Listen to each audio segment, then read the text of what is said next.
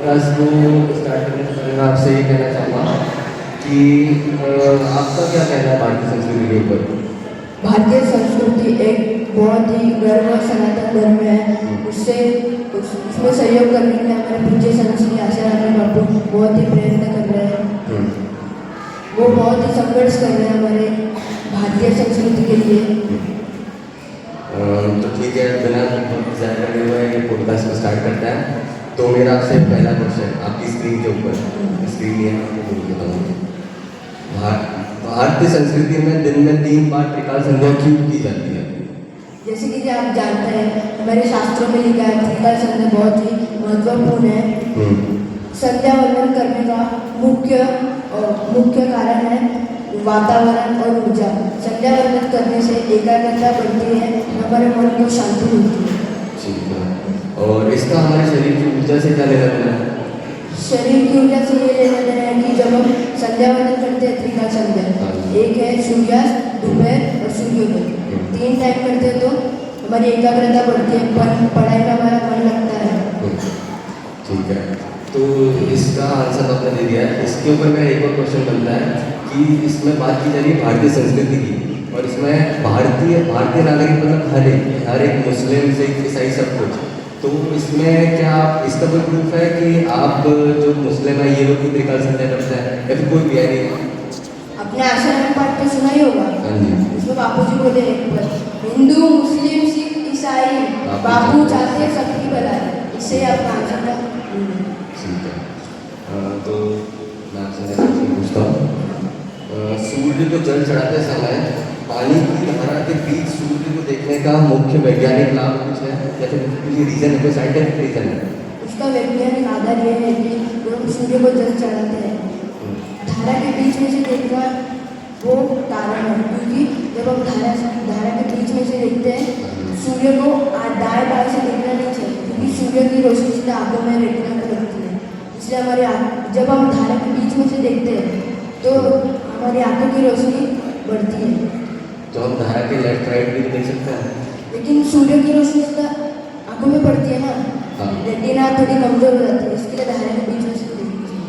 तो उससे मतलब लाभ भी है उसके? जी, बहुत लाभ है। तो आप प्लीज ऑडियंस बताइए क्या लाभ है? जब हम सूर्य को बीच में से धारा में से देखते हैं तो हमारी आंखों की रोशनी बढ़ती है। ठीक है, और जो कल आपने हवन तो सुना होगा, जो कल हवन करते हैं, हवन के दौरान जो अपन स्वाहा शब्द का उपयोग करते हैं तो उसका क्या साइंटिफिक रीज़न है? हम स्वाहा ही क्यों बोलते हैं, कुछ और क्यों नहीं बोलते? जैसे कि जब हम हवन करते हैं, हवन में अग्नि तो कंफर्म होती है। हाँ, हवन की पत्नी का नाम है स्वाहा। जब हम हवन करते हैं तो जो आहुति रहती है वो देवताओं को प्राप्त होती है, इसलिए हम स्वाहा यह शब्द हम उपयोग करते हैं हवन के दौरान। देवता वाला एक्सप्लेन कर सकते हैं? जब हम आहुतियाँ देवता को प्राप्त होती है तो देवता प्रसन्न होकर उन पर आशीर्वाद देते हैं। तो आशीर्वाद देने के बाद आशीर्वाद देने के बाद मतलब हमारे शास्त्र विज्ञान में लिखा है जब हवन करते हैं तो जो आहुतियाँ रहती है वो देवता को प्राप्त होती है। प्राप्त होने के बाद देवता प्रसन्न होकर मतलब घर में लक्ष्मी प्राप्त होती है, धन संपत्ति आयु ऐश्वर्य। इसलिए हवन भी किया जाता है। नेक्स्ट क्वेश्चन, भारतीय दर्शन के अनुसार पुरुषार्थ के 4 स्तंभ के बारे में आप मुझे बता सकते हैं? आपने बहुत ही सही क्वेश्चन पूछा। भारतीय सनातन धर्म में पुरुषार्थ बहुत ही महत्वपूर्ण है।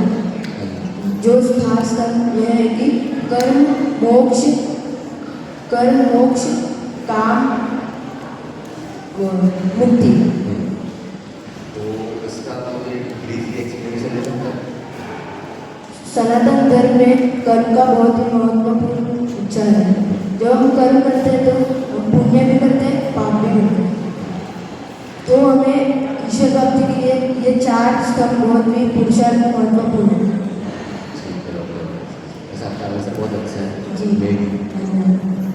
नेक्स्ट क्वेश्चन, आयुर्वेद के अनुसार मानव शरीर किन मुख्य दोषों के संतुलन पर आधारित है? आयुर्वेदिक के अनुसार मानव शरीर इन 3 दोषों से आधारित है: कफ, वात, पित्त।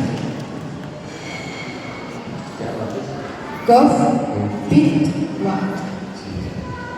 अपनी भारतीय संस्कृति को वास्तव में जाना चाहिए या नहीं जाना चाहिए? फिर से एक बार बोलिए। अपनी भारतीय संस्कृति को वास्तव में जाना चाहिए या फिर अभी जैसे चल रहा है वैसे चलना चाहिए? जैसे अभी चल रहा है, अभी तो आधुनिक कलयुग चल रहा है। जैसे पहले शास्त्र मुनि संत जैसे पहले थे वो हमें अपने जीवन में लाना चाहिए। अभी का जो है टेक्नोलॉजी वो भी करना चाहिए, वैसे वो हमें पिछले कलयुग सतयुग जो हम करते थे हमारे ऋषि संत मुनि वो भी हमें जीवन में लाना चाहिए।